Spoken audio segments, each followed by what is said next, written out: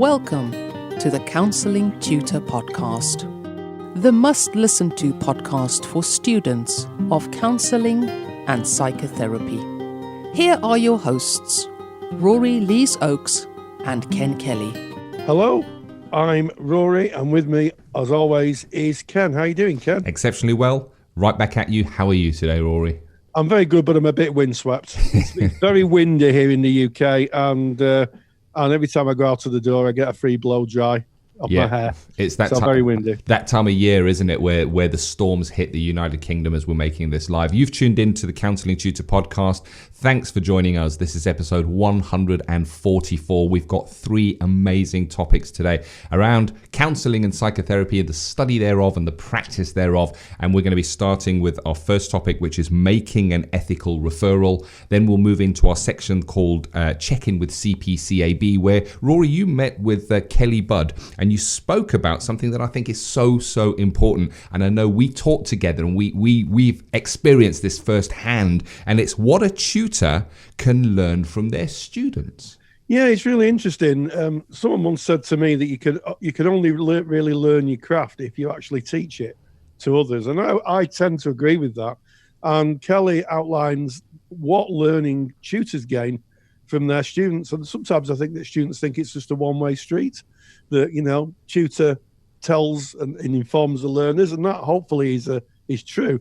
But also there is another side to it. Tutors do actually learn from their students, and Kelly tells us what she has learned. Looking forward to that one. And then we'll be ending episode 144 by delving into practice matters, where we look at being in practice and what we might come across in that. And Rory, you touched base with Emma Chapman on a really important topic that we've spoke about many times before, but we're now speaking with an expert that you interviewed, and that is on suicide prevention. Yes, absolutely. It's a very sensitive topic, but therapists do come across clients who may wish or think about taking their own lives, and Emma outlines ways of working with clients like that, and just talks about some of the fallacies and fantasies that the general public sometimes have about suicide. So that's what's in store for you with episode 144. We're going to start off with that topic, making an ethical referral. And I'm just mindful when we speak about referrals that this is something that is so important. If you're in counselling, when you go into practice, there's going to come a time when you're going to need to make a referral. And it's worth doing the CPD. It's worth looking at this way before that happens. Whether you're a student, you need to write about it, how to make a referral, what referrals look like, or if you're a practicing practitioner. What's your thoughts on this, Rory? Well, I think that, as you rightly say, Ken, sometime in the arc of your therapy, you're going to have to make an ethical referral. And making an ethical referral takes a lot of thought. It's not just a case of sitting in front of a client and saying, look, I don't think that I can work with your issues.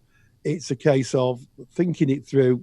And, the example I would give is a client who may come with one issue, and as the therapy starts to expand and through the arc of therapy, it becomes clear to the therapist that actually someone might have a very, very real difficulty with substance misuse, which is causing their problems.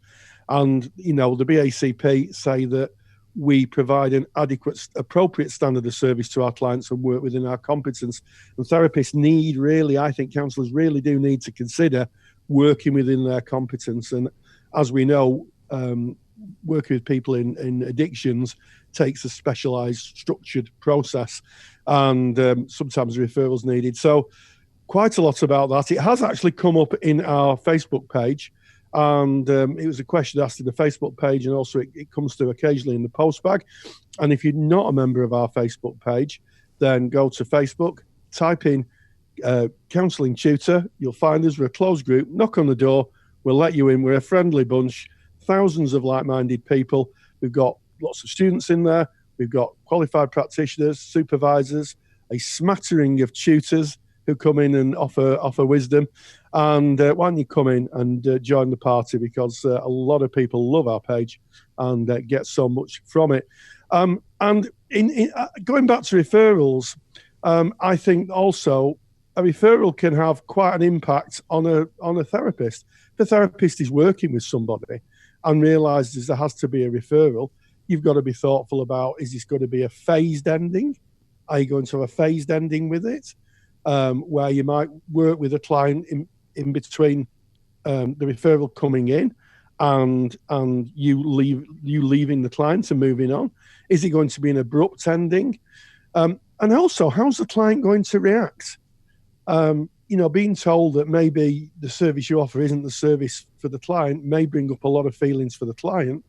So, working with how the client may react to being told that the service you're offering isn't matching their needs, have to be very careful. You don't want to give the impression to the client that the client believes that even the counsellor can't deal with my issues. My issues are so big, even the counsellor can't deal with them. So a lot of thought needs to go into that. And of course, it needs to be planned out in supervision. Yeah, definitely. I think when we're speaking about referrals, we need to look at the different moving parts of a referral. So the first step of a referral is identifying that there's a need to refer. So before we make that referral and go into the mechanics of what that may look like, and we may come up with a question, well, what would constitute a referral? And Rory, you've already covered a number of them there. When you find that you may be working outside of your competence, and you used the example of substance misuse there, Rory, but it's any time where you feel that you're not able to best service that client. They came into you because they had a need, and if you're not able to make that need, then potentially a referral is on the cards for that client. And then another example might be if you're working within an organization where you're only able to offer a set amount of sessions. So say, for instance, you're within your agency, you can only offer 6 sessions, and a client comes in with a presentation that clearly demands a lot more than 6 sessions. We would be selling that client short by trying to work with their presentation within 6 sessions. A referral must be considered in that kind of a situation. And then another instance is when you find that your therapy is not a match for the client that is coming in. And an example for that may be a client comes in and they have a fear of flying.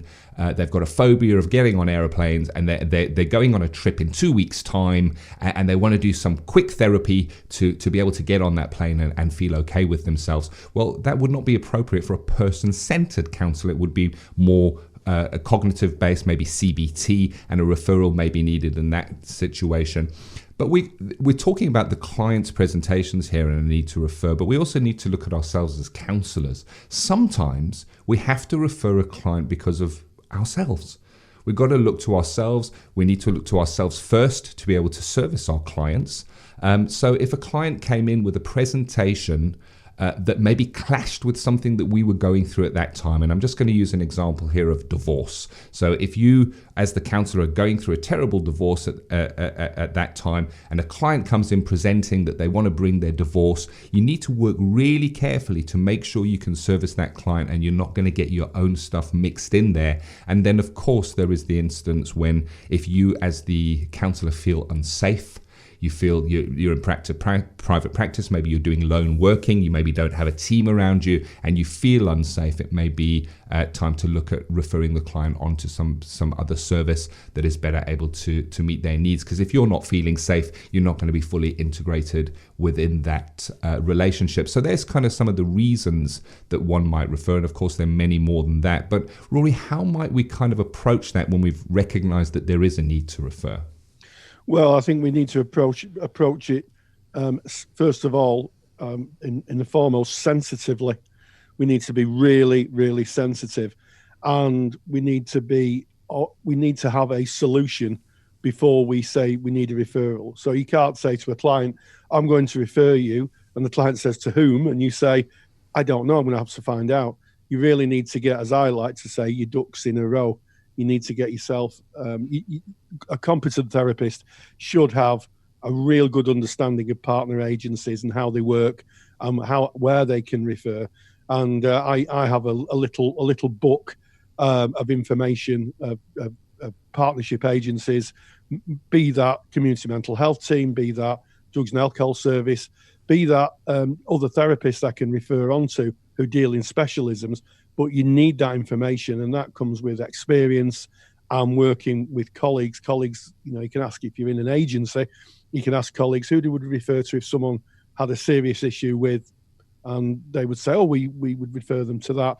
And you also need to know how long the referral process takes. You need to have all that information, front and center before you broach, because clients will ask that question, well, how long will it take? And, where would you refer me to? And also it has to be seamless.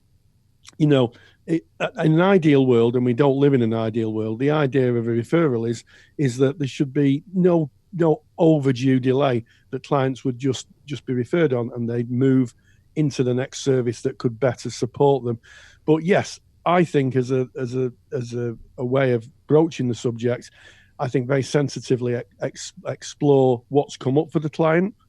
So I use the analogy of someone who's got real difficulties with alcohol, and maybe just kind of have an honest conversation and say, look, I've heard what you've said about, you feeling depressed and you're feeling anxious. And I just wonder, you've also told me that you drink, 4 bottles of wine a day. I'm wondering if that could be connected, and see if you can get a shared understanding of where the issue may be coming from. And then once that the client understands that, then broach the subject of referring for support with that. It's never easy. And one thing I would say is that when you're working with a referral, you need to be aware of something called the Caldecott principles. In the late 1990s, hospitals used to dump confidential information on landfill sites, and people's private information was blowing around in the wind. So what happened was there was an inquiry. It was chaired by Dame Fiona Caldecott. It was in 1997, and she talked about the Caldecott principles of information sharing. And I think every therapist needs to have a real good handle on the Caldecott principles, because you only share information that is relevant to the person who's going to be working with the referral, and everybody knows really their place in that. So it's essential that anybody doing a referral has a really good handle on the Caldecott principles. 100%. And look to confidentiality. You quite rightly said, Rory, about your little book, and that does come with the years of being in practice and making those connections. But it's well worth taking some time to look around, see who your local services are in case you do need to refer. But it goes beyond just having a check on their website and understanding what their telephone number is. Give them a ring and have a chat with them, because organizations will have referral processes, referral procedures. When you speak to them, they should be happy to chat with you as a fellow professional.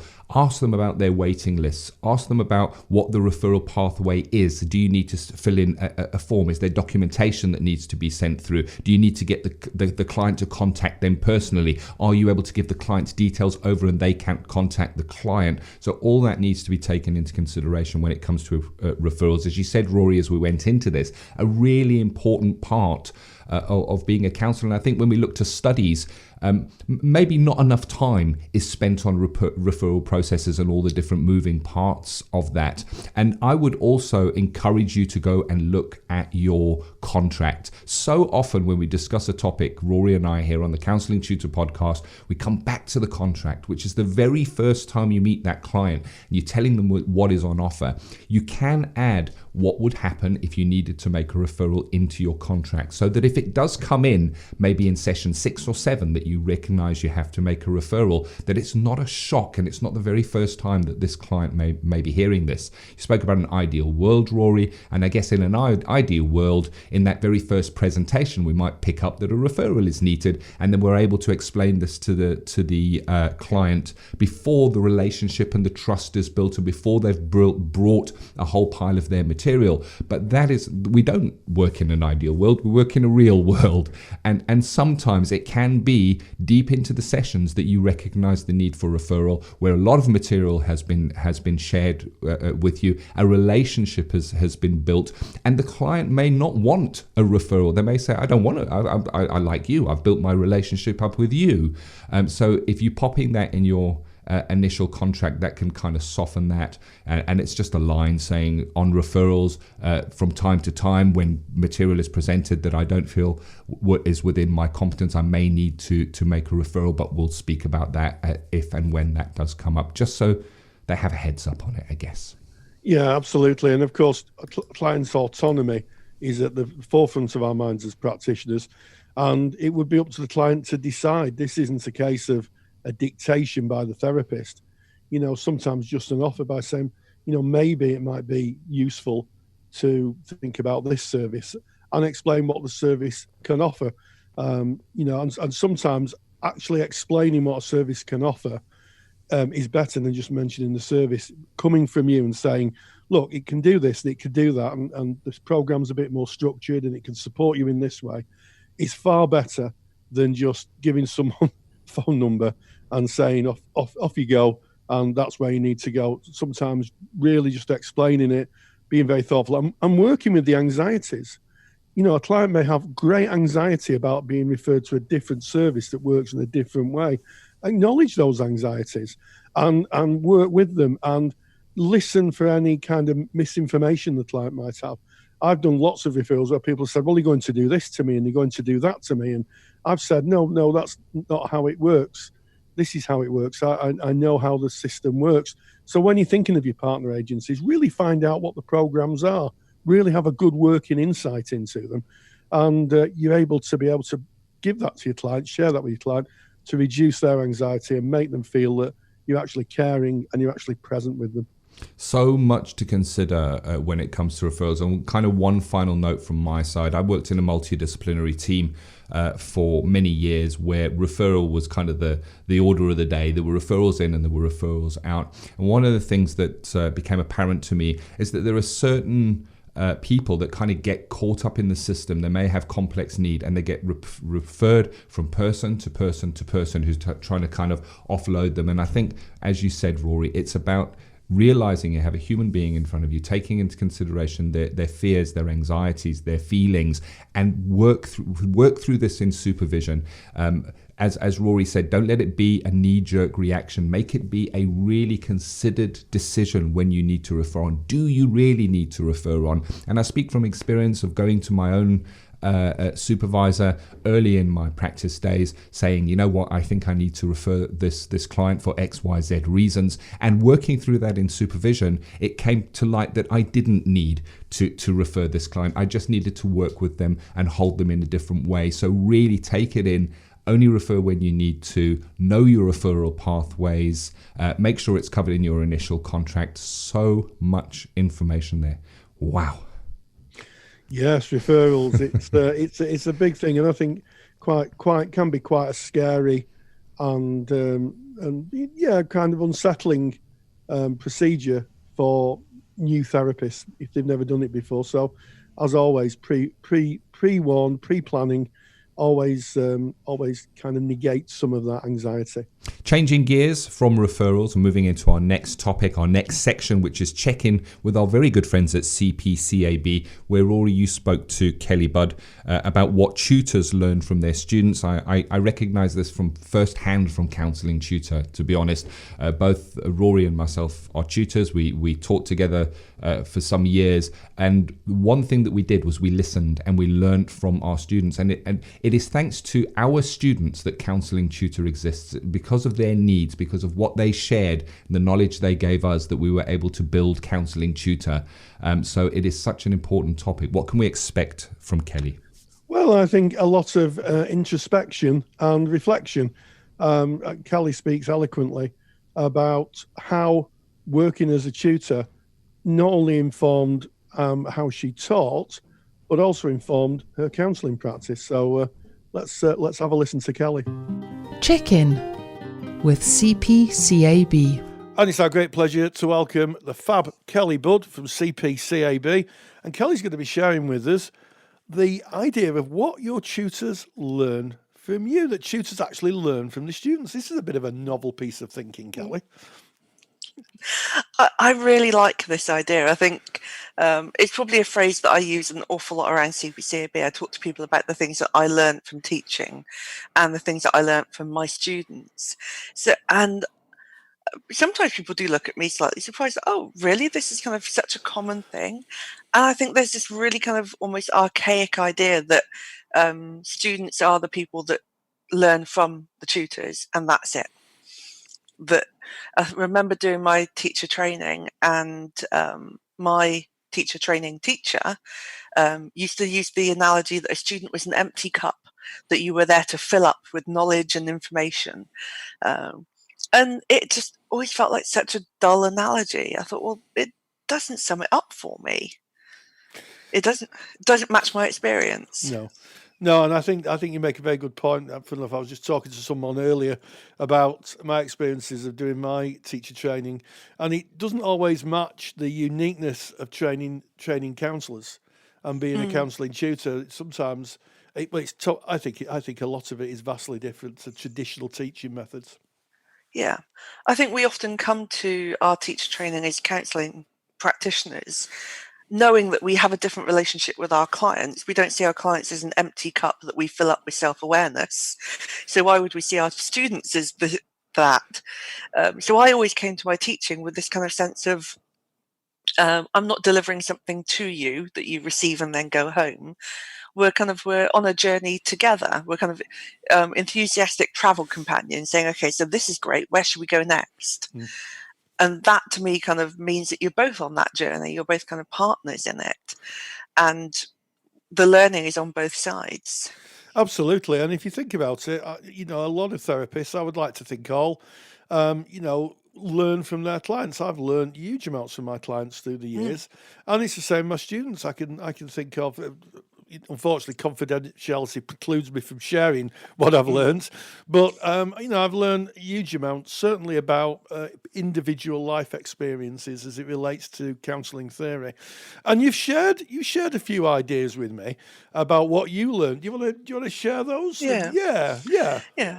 I think when I was kind of reflecting on this topic to myself, I thought, well, if I was to pin it down, what really did I learn? And I thought, well, for myself, I definitely learned how to be a better counsellor. I could feel my practice as a counsellor improving by teaching other people. I would see them practice. I would see them respond in their skills practices to a client in a kind of really nuanced way. I'd see them kind of achieve levels of relating that I would be able to sit back and observe it and really think, I love how you did that. That's something I want to be able to incorporate in my practice in the future. So it definitely made me better in relationship with my clients by seeing other people in theirs, even though they were, in theory, kind of less skilled or knowledgeable than I was at that point. They still brought things to it that I wasn't at that point. I think that was really important. It also made me much more knowledgeable about my theory, about kind of the theoretical, the legislation sides, the ethical sides. You cannot teach somebody something that you don't understand yourself. And being able to kind of try and break down, okay, so this is what this word in the ethical framework truly means. And then have a student ask me 20 questions about it. You got to really know your stuff to answer all of those questions. So it made me go away. It made me learn more. I grew far more kind of embedded in my understanding of my theoretical approach by telling people why I believed that that was the way to practice. You really do kind of learn what you believe by hearing yourself talk. Yeah, absolutely. And of course, Rogers himself, Carl Rogers, wrote a couple of books on learning. To become a teacher was one of them. He was a very disruptive, and I use the term respectfully, influence in the world of American education, because of course he was taught by John Dewey and William Kirkpatrick, who are both very disruptive people themselves. And Rogers talked about person-centered learning, and that's something I think that should be evident in the classroom. This way of being should be projected and shown at every level of our practice. Yeah, I really rediscovered Rogers again when I became a teacher. I learned all of his kind of person-centered theory as a student when I was being taught counselling, and then coming back to it and really kind of going through Freedom to Learn is one of my favourite books, looking at how kind of Rogers explained the kind of facilitative environment that really allows people to grow, to gain knowledge, to understand, to also self-direct in that situation. Learners who are able to set their own learning goals, to plan their own future learning. And essentially the teacher is just there to support that, to guide, to allow them to progress the way that they need to. I think it's far, far removed from kind of really didactic teaching approaches where it's perceived that the learner knows nothing and the tutor is there just to pass on their gems of wisdom. Yes, absolutely, and I think didactic. This idea of it's sometimes called in the teaching profession chalk and talk. Where I was taught like that, the teacher would write it, then you copy it down in the hope that by writing it down and copying it, you might learn it. Never seemed to work for me, I have to say. Yeah. But yes, and the idea that we engage in what's called vicarious learning, where we learn from others and how others are. And I guess that's what you're saying. We can learn so much from our students. I've had some fab. They're all fab. All my students. If any of my students are listening, they're all fab students. But I've learned a lot from all those fab students. I can't just kind of say there's one or two. They're all fab. But yeah, I learned so much. What's your view on the challenge of learning from your students? Is there a challenging aspect, do you think? It is very, very challenging to be a teacher. I think I underestimated it at first. I thought being a counsellor and kind of holding that space would be the most challenging thing I did. Teaching is far more challenging. Working with the group dynamics, working with people that are resistant to certain aspects of their development. I think I really had so much to learn from my students, but if they're listening to this now, there will be some of them and they know who they are that were the challenging ones, the ones that created conflict in the group, the ones that were challenged to motivate. And I had to learn afresh how to manage all those things, how to work effectively with conflict in a teaching room that wasn't in a counselling room. I had so much supervision about my students over the years, more so than I did with clients in the kind of last few years of my kind of teaching career. And I really picked apart in supervision. What is it about this student that's triggering this reaction in me? Why can't I make these two people get along? Why are they constantly nitpicking at each other in the room? And that was such growth for me. I learned so much from that experience that, yeah, I crave going back to teaching, mainly for that side of it, more so than, oh, what can I deliver today? It's, get me in the room with those students again. Let's work through some of this stuff. Let's go, Kelly. Get yourself a room. I'll pop down and we'll knock out a few lessons together. You're on. And I have to say that's the feeling that's in me.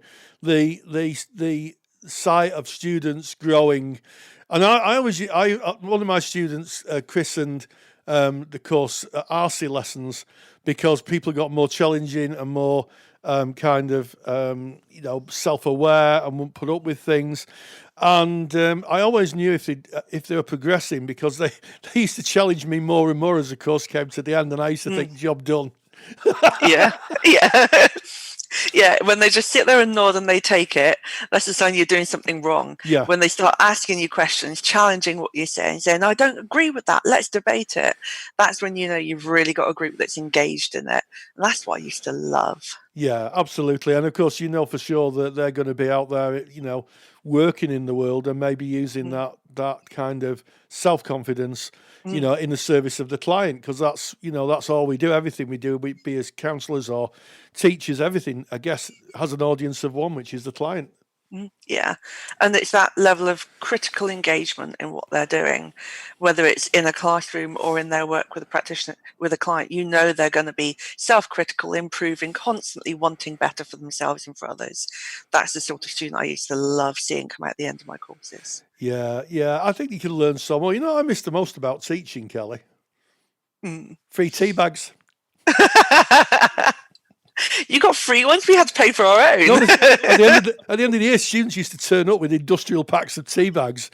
I never bought a tea bag for about 5 years, and yeah, but it was very kind. I mean, I think it's an appropriate gift because I do drink a lot of tea, but yeah, I do miss it, and just to see people, as Rogers would say, the person of tomorrow. Rogers made a big thing about who will the person of tomorrow be, and we're in that process of seeing those people of tomorrow.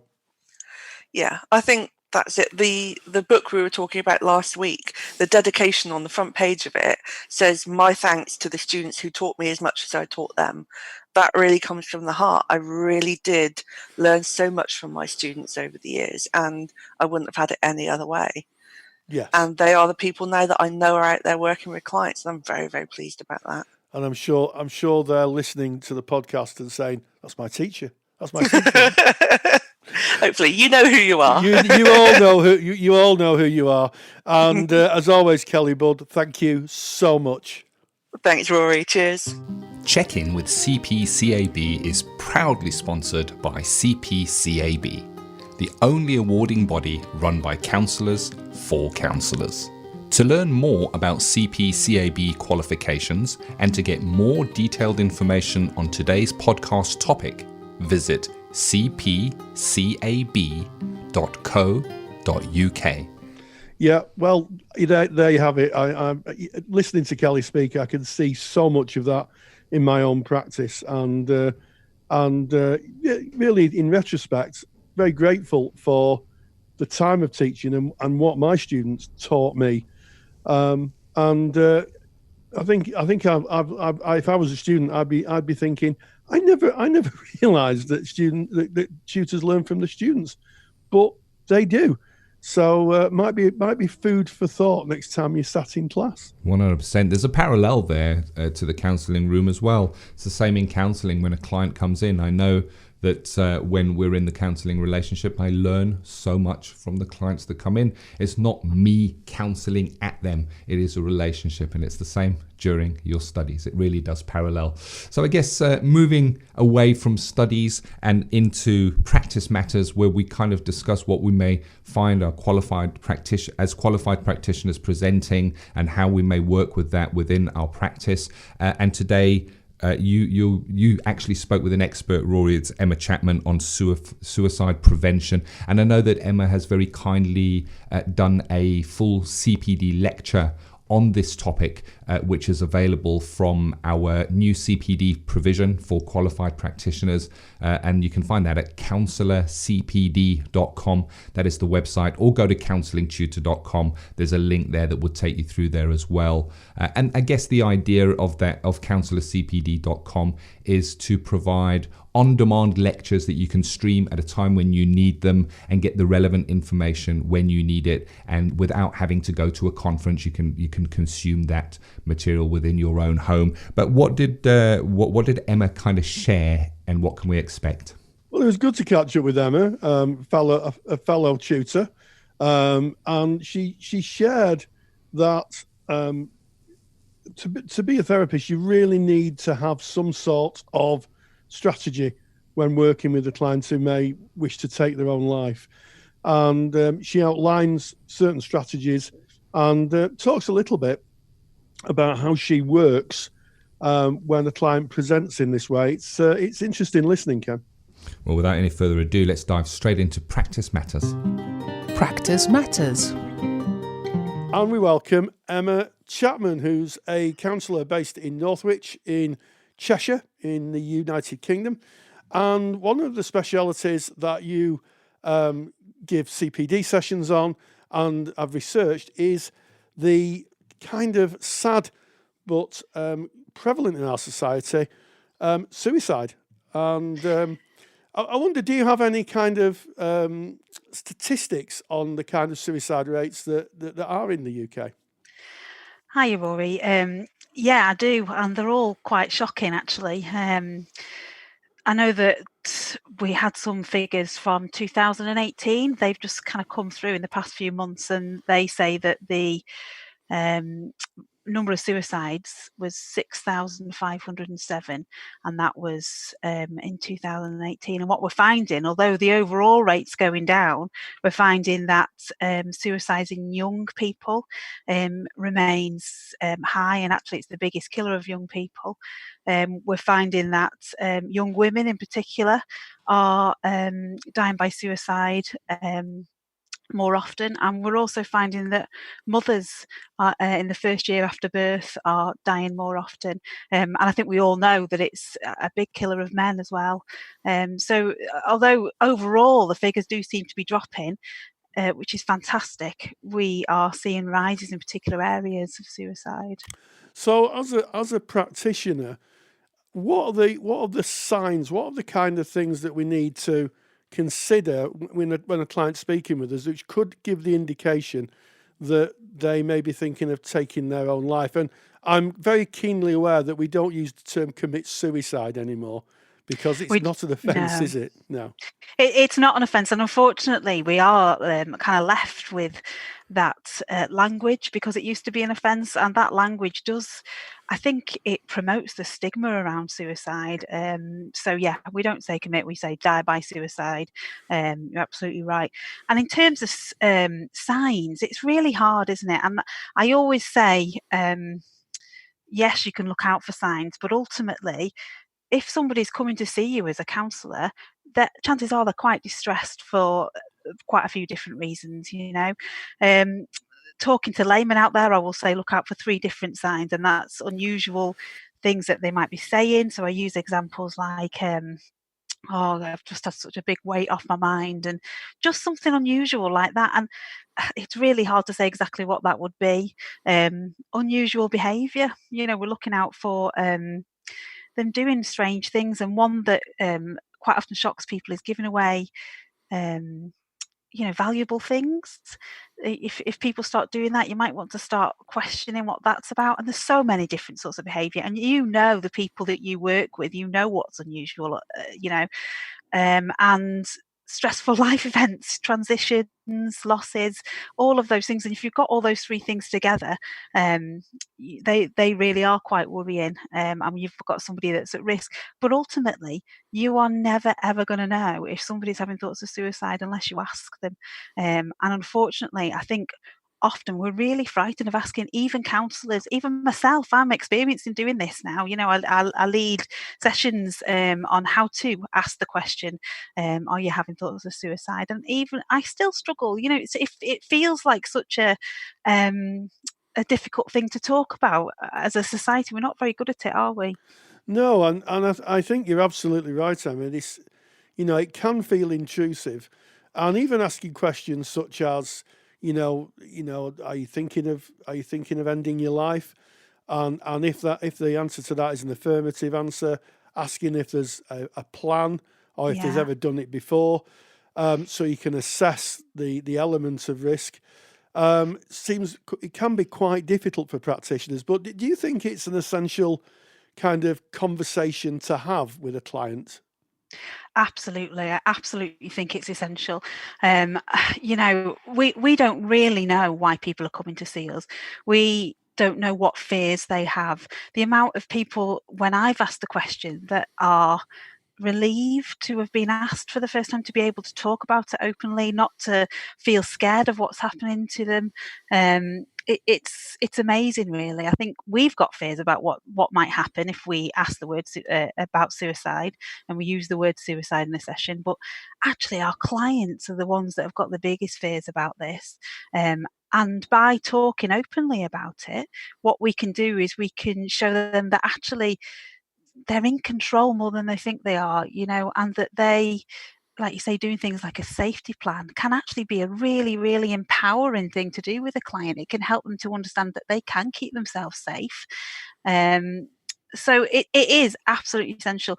I think as counsellors, we're working more and more, particularly private counsellors, with individuals that have been turned away from services because they are suicidal. I know that my experience is, sadly, if people are suicidal, sometimes they're told until they've not attempted suicide, if they've attempted a number of times, they can't go back and access the services because people are frightened of what might happen. So we're seeing it more and more often. Yeah, so it's really important that we ask. We don't know unless we ask. Yeah, I mean, I think that's a really important thing. You know, part of being a therapist is creating a therapeutic dialogue and creating what's sometimes referred to as relational depth. And as part of that is exploring the client's life experience and their view of the world as they see it, the phenomenological experience. And suicide could be a great part in that. You talk about making a safety plan. I wonder if you could just outline the kind of things that you'd have in a safety plan. Well, a safety plan's really about making sure that the person who is having thoughts of suicide is able to stay safe in the moment. It's not about taking away thoughts of suicide, because nothing's that magic. Sadly, if it was that easy, we'd all be having safety plans all over the place. But it is about helping that person to understand why it is that they're still alive, what it is that's kept them alive. And I always kind of in my head think of it as that kind of being the hanger, and then we hang the rest of the plan off that. Okay, these are the reasons you want to stay alive. So how can we keep you alive for that?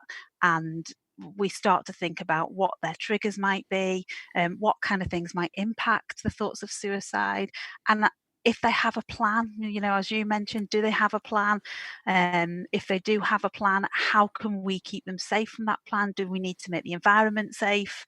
Do they need to make sure they avoid certain things like, I don't know, alcohol or drugs or certain people when they're feeling vulnerable? It's really about helping them to understand what their triggers are when it comes to thoughts of suicide, and how they can stay safe for the reasons they give you. And those reasons, I think this is the important thing, the reasons they give you are often not the reasons that you might think their reasons for staying alive. Absolutely. And of course, one of the overarching things is, of course, if someone isn't here, therapy cannot continue. If someone has taken their own life, therapy cannot continue. I wonder, as we come to the end of this kind of interview, if we could look at some of the kind of urban myths that surround suicide. So I've got a small list here. The first is people who talk about suicide don't do it. Is that an urban myth? Oh, absolutely. It's so frustrating, isn't it? I think I've spoken to people who